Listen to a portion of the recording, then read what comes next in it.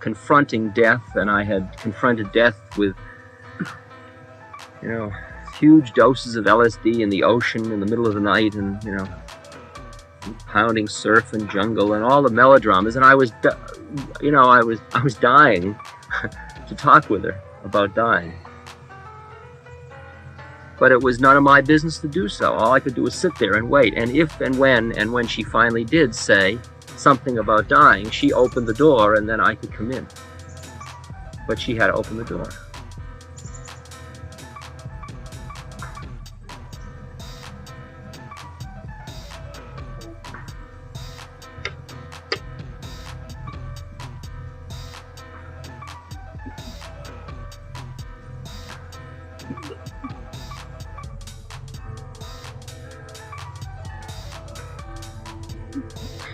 It turns out, you see, that that the different members of a family have entirely different karmas.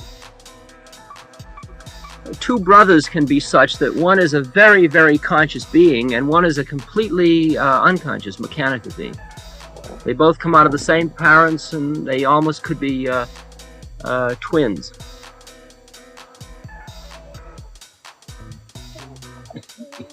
And all psychology's attempts to understand individual differences among siblings on the basis of differences in environment and experience have been flat, have been trivial in terms of their findings.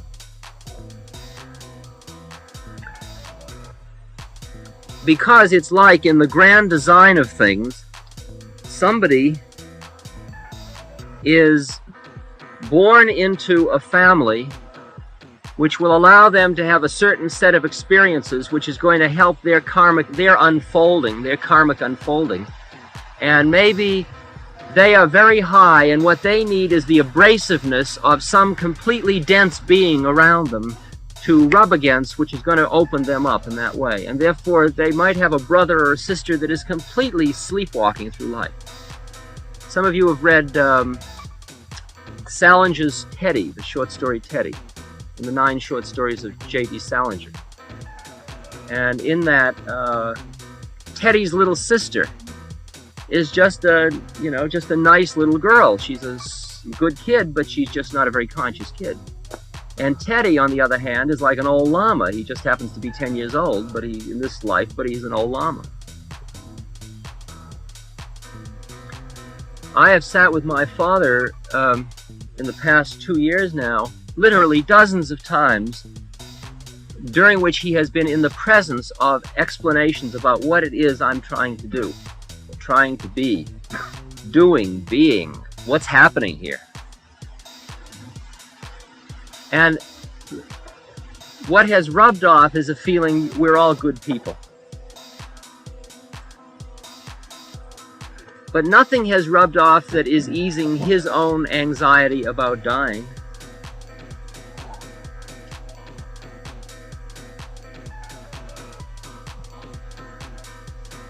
Well, I shouldn't say that. There is a change in him in the sense that he lives much more in the present because of our presence than he ever did before. Because you can't live around dozens and dozens of people, all of whom are living in the present moment, and still hang on that hard to the past.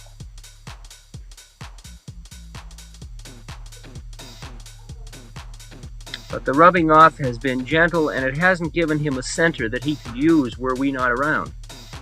That is, the minute we're gone, he would lose his center again.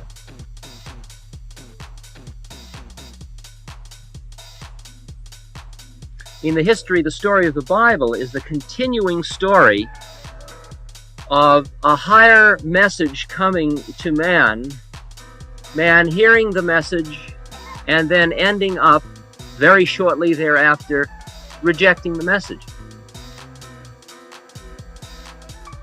because he was too worldly to be able to absorb it.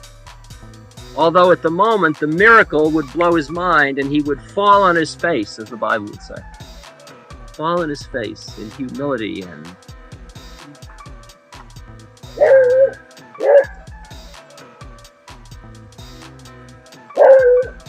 the Old Testament is really the story of It's a funny situation. It's a group of people who keep saying, we are the chosen people, and then consistently forget.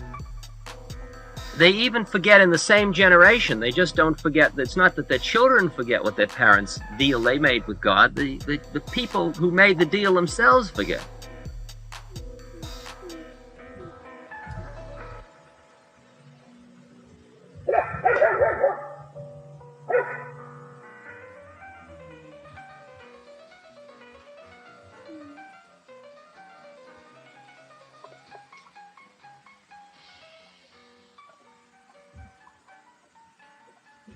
It's like you can sit around here and we can talk about the spirit and about who man is, and you can get a certain feeling about yourself, and you can walk down to your car, and by the time you're over the hill you can be uptight, angry, bugged,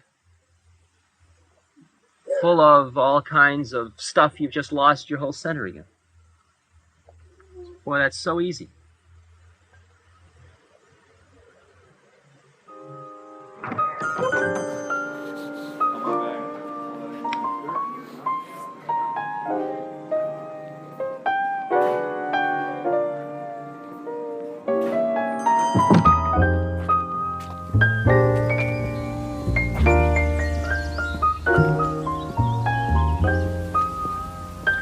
There are some people in this community who I realize that my words bring down, because when they're by themselves they're just so high, they're just so far out, they're just beyond words, they're just so in the spirit, in the light. Then I come along, whatever I'm going to say to them is going to bring them down. And there are other people here that the minute I turn away, they are so in worldly stuff it's unbelievable. I mean, they'll just turn away from me, and the next conversation they'll have will be something so worldly I can't even believe it's happening right here.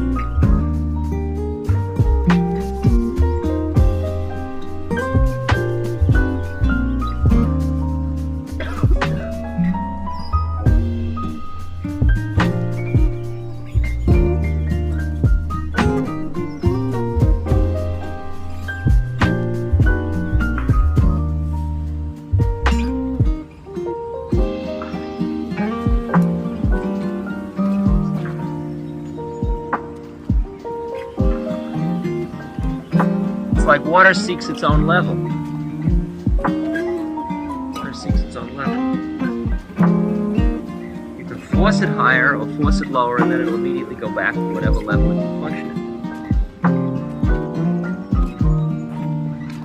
And it's begun to sort of horrify me to see somebody come along that is so beautiful, such a spiritually high being, and that the mask or the veil is just so thick at this point. They're around me and they almost sense their own heritage or tradition, or where they are inside, but not quite. And I can feel it, and I try to make contact, and then I see them go back on. I think Mucho better be tied up or something like that. Would somebody help on that? Verite will do. Eric, Verite will take it. Because Mucho has really been constantly causing it.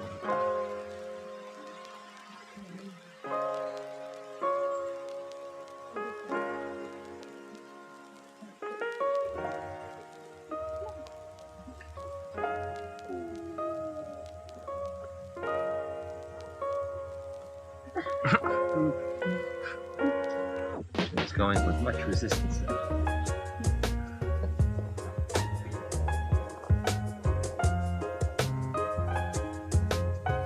We have some dogs in heat here. Well, Mucho doesn't know where to start in the sea of riches.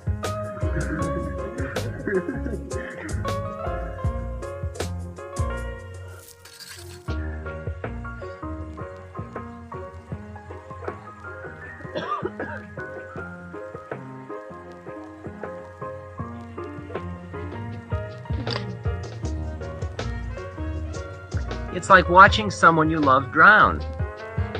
You're watching them go under and you can't do anything because this isn't the round they're going to not drown. It's like a nightmare that people have, a recurrent nightmare that somebody they love is just beyond their grasp and slipping away. Like somebody's going over the side of a thing and you reach for them and your hand just misses. That feeling. If I constantly, for about a year after I got back here, I went through this feeling, if I were only pure, that person would hear what they have to hear. See, I was caught in this, I gotta do something. I gotta do something. I couldn't accept, although I could mouth it intellectually, I could say, look, there is no doer, and there's nothing to do. I couldn't emotionally accept this. I still had to do something.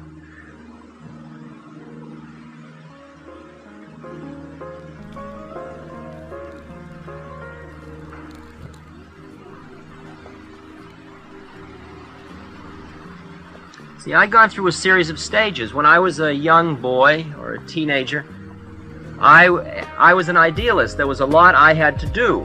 Then I got that cynical feeling as I saw how the wheels of the government and power and economics and all ran, and I thought, oh man, there's nothing an individual can do. You're just caught in this huge thing. And I got that deep depression that comes, that futility, that feeling of futility. And then I got to another place and I suddenly saw there was something you could do.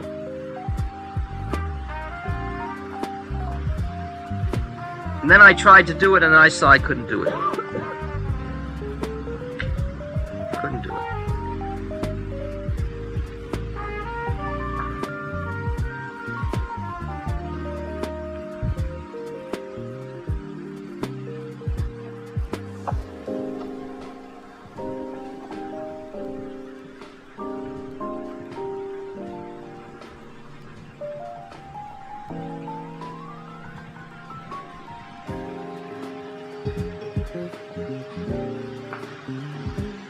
Because what everybody needs from everybody else more than anything else is help in getting out of their own drama. Help in getting out of their own melodrama. And you can't get somebody else out of their melodrama unless you're out of it to begin with. If you're already in the quicksand, forget it. You can't help anybody else out of quicksand. As Ramakrishna says, somebody whose balances are not even, how can they help somebody else find true measure?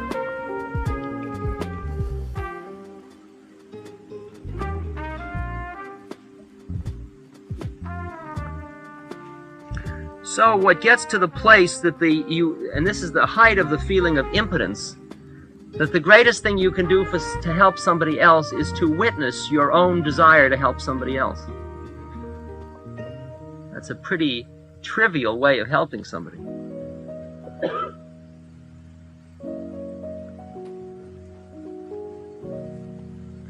It's the same drama as this one. If I try to communicate to you, if I care about, like, I've got to get this message across to all of you. Forget it. Because I will be sending some vibrational message that will almost have in it something that prohibits your receiving it. And it's only when I use throwaways. See, all I'm doing is blowing these 3 hours. Throwing them away. Talking to the winds. Can I send the message with so little need behind it that you can hear it at the level it can do you some good? That you can work with it. That it can help you get free of attachment rather than catching you deeper and deeper into the thing. Deeper and deeper into the illusion.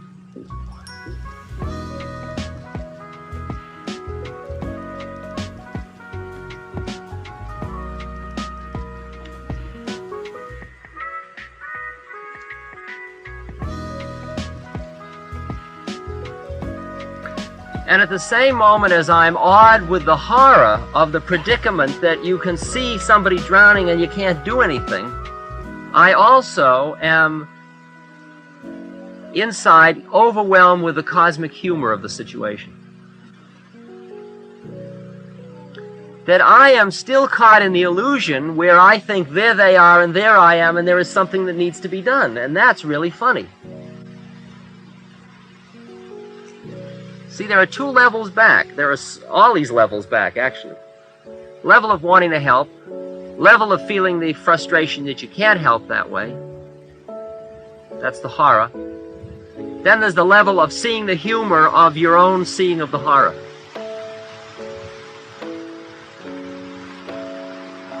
Because all I did was lose for a moment the understanding that we weren't running the show in the first place. I have quoted before, and I will quote now again, if I can recall it, the quote from the book by René Daumal. The book is called Mount Analog. And the book concerns a group of Europeans who were mountain climbers, and they calculated by mathematical techniques the fact that somewhere in the world there was a mountain higher than anybody had ever known. And the reason nobody ever found this mountain was because it was located on an island and it had its own magnetic field around it, such that a ship going towards it would go right around and thinking it was going in a straight line. So nobody ever found this place. And they computed it, and they computed that if you approach this island from the west looking east at sunrise or sunset at certain times, seasons, certain astronomical configurations, you might be able to see a channel through to this island whereupon would be this mountain, which they call Mount Analog. And they outfitted a ship and they went there, and indeed they found the mountain, and they got to the base of the mountain and they found some strange and unusual people, and they outfitted a climbing party, and they went up and they found all their methods of climbing. None of them would work, their methods of taking food and so on. They had to adjust new things at each new level, which is exactly a perfect metaphor for the journey into consciousness, which is what the book was about. René Daumal was a nitrous oxide sniffer in the 30s in Paris. And the last quote in the René Daumal book was Captain Logos, who was the head of the expedition, who said, Captain Sogol, it's Logos backwards, Captain Sogol, who said, by our calculations, thinking of nothing else, by our desires, abandoning all bodily comforts, by our efforts,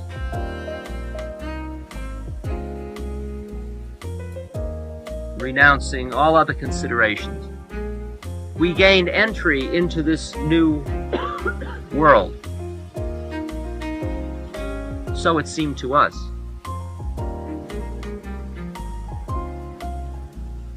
But if we were able to approach Mount Analog, it was because the invisible beings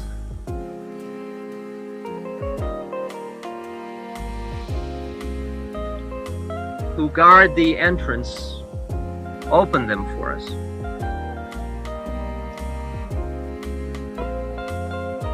The cock crowing in the milky dawn thinks that its call raises the sun. The child crying in a closed room, howling in a closed room, thinks that its cry opens the door. But son and mother follow courses set by their own beings. Those who saw us, even though we could not see them, opened the door in answer to our puerile calculations.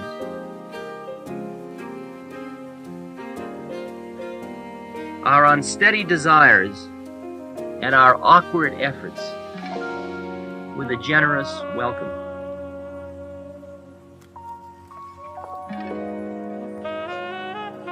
Now,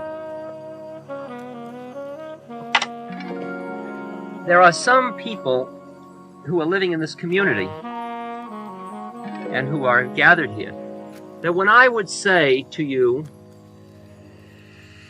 we are able to be here, and this is all so harmonious and beautiful because of Maharaji's grace, because of the Guru's grace. Some of you would say, well, that's all very nice, that's sort of a pleasant way of putting it, but you know, come on, that's he's just talking that kind of talk again. When you get right down to it, after all, you know, these are good kids that came along, and you know, his father's a nice guy, and the place is built, and there's the land up there, why shouldn't people, and it's all right.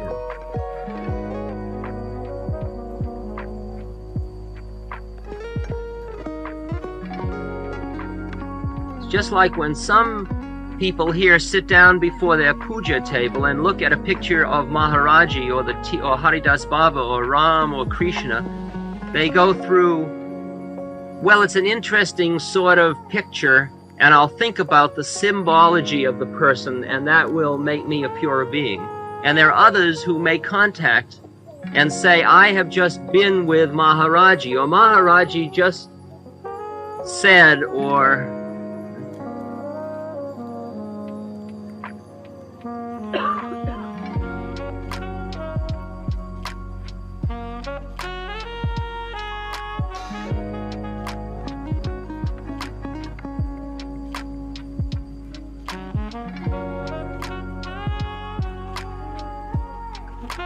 I live in a universe where I'm perfectly comfortable that man, as we know him at this frequency of reception through our senses and thoughts, is not the highest being on the phylogenetic scale. There are higher beings, and they are here too. And that these higher beings, one of the quality of higherness is that they do not live in time and space. They are not limited to a time-space locus like we are. So that they are not only here, but there are lots of other places simultaneously. There used to be I have a picture on my wall of one of the holy men of India his particular thing was, his little siddhi or power, was that he would hold darshan in two places at once. He'd be sitting here, and he'd also be sitting in Boston. The group would be gathered there, too. Nobody knew who was the real one, which twin has the Tony. You never knew. You never knew. Which was his material body, and which was a manifestation of his mind. Or they both were, or neither was, or what? Who knows?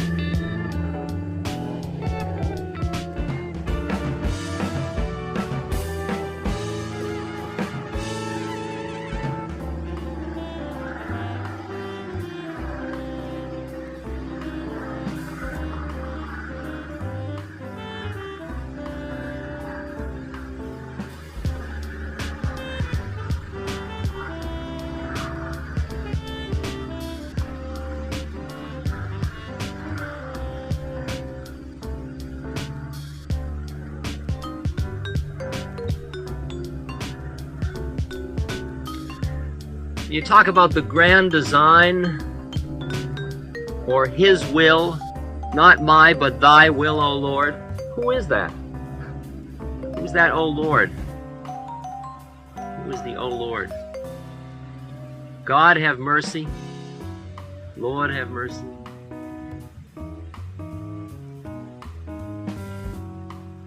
Is that like, Sam, lay off, have mercy? Is that the same thing? Is it just Sam that you can't see?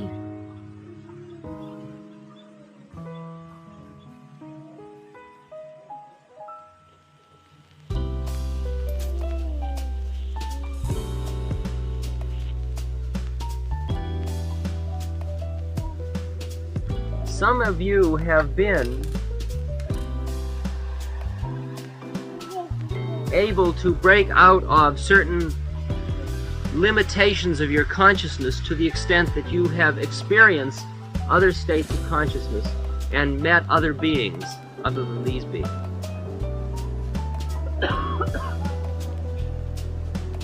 And so what I'm saying sounds almost reasonable to you. Others, it sounds a little like pretty gamey speculation. Pretty the game you speculate.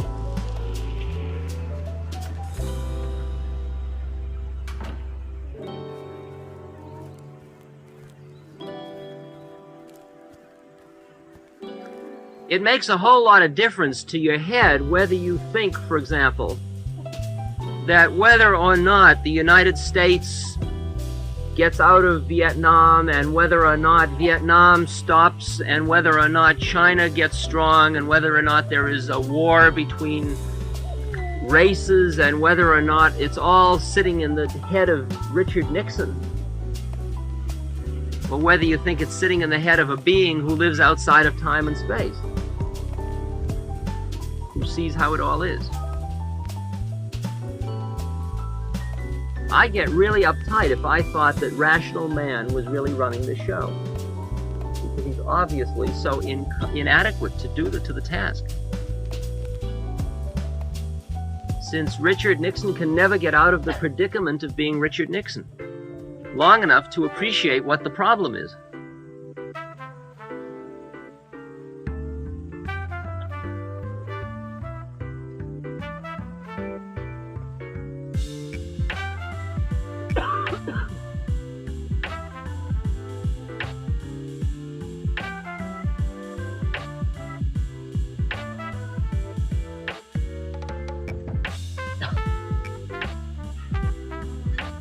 I sit and somebody tells me about the horror of the world, and I say, it's all right.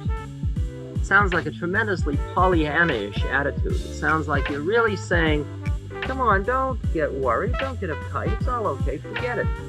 Just make believe it's beautiful. Ignore all the horror.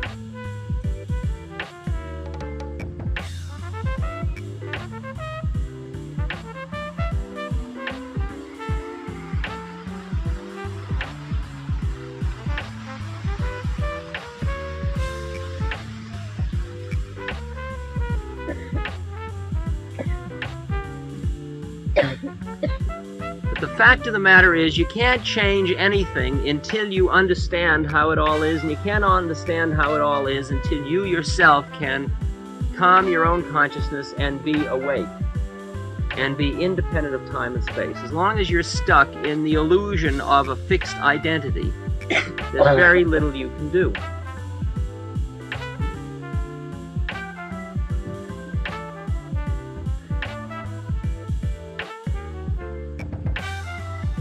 For yourself or anyone else. For yourself or anyone else.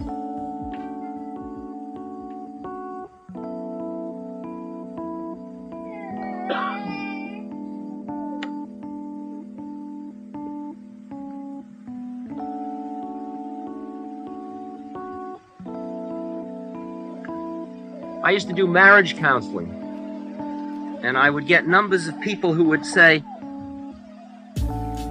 we're getting married, and I know that this girl is very uptight, but I can do a lot for her. Or this girl would say, he's such a wonderful guy, and of course he's got these peculiarities, but I know that, that I can help him out of all that. See, the problem many of you have faced, I'm sure already, is that there is a discontinuous rate at which people awaken, or there are people are at different stages, and what happens is you develop an entire circle of friends at one level of your own consciousness. And then you wake up just a little bit, and suddenly you look around and all these groovy people you thought were just such a ball to hang out with, so stimulating, so interesting, so much fun, just seem like mechanical men to you. And there's a horror at first, because these are the people you loved just 5 minutes ago. What are you going to do about them? You're going to reject them? You've got to help them. But you can't help them. What a horrible predicament to be in. What a horrible predicament. Aren't you a true friend? That's what happened to Tim and I at Harvard at first. Tim, Larry, and I, we took these wild chemicals. See, and we had all these groovy colleagues around us at Harvard. We really liked them. Dave McClellan, Herb Kelman, all kinds of nice guys. We took this chemical and we saw something and we wanted to share it with our friends. We love you, we want you to know what's happening to us. And they said, well, isn't that interesting? And then the next day, there they were, still being the same guys they were yesterday. And we said, look, you really got to try this. And they said, no. And there we were.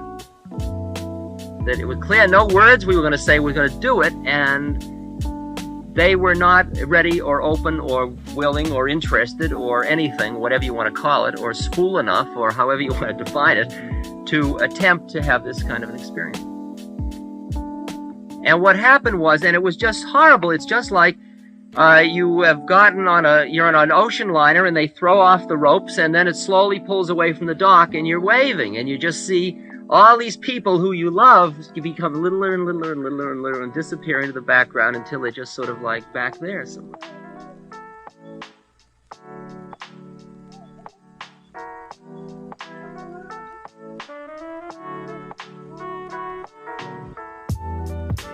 And so what happens to many people is as they start to change their state of consciousness, simultaneously they start to change the nature of the people they hang out with, change the nature of their friends.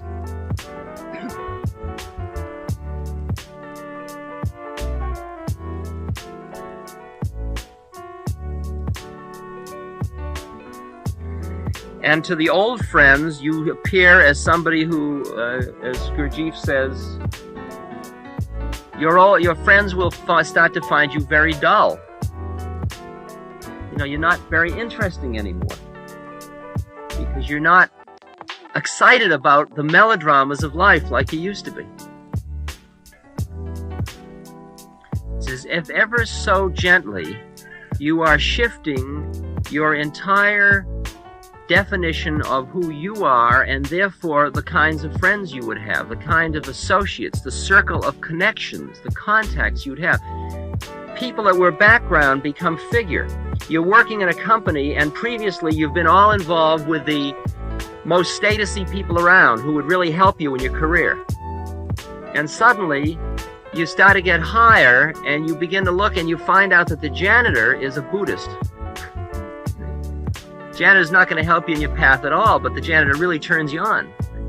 Janitor's not going to help you in the business, but the janitor may help you become a better Buddhist. And suddenly you'd rather hang out with the janitor than with the vice president.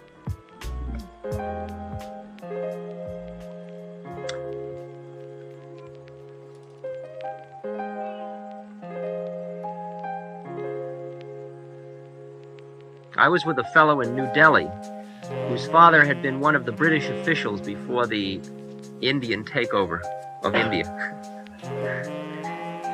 And he was actually an initiated Lama.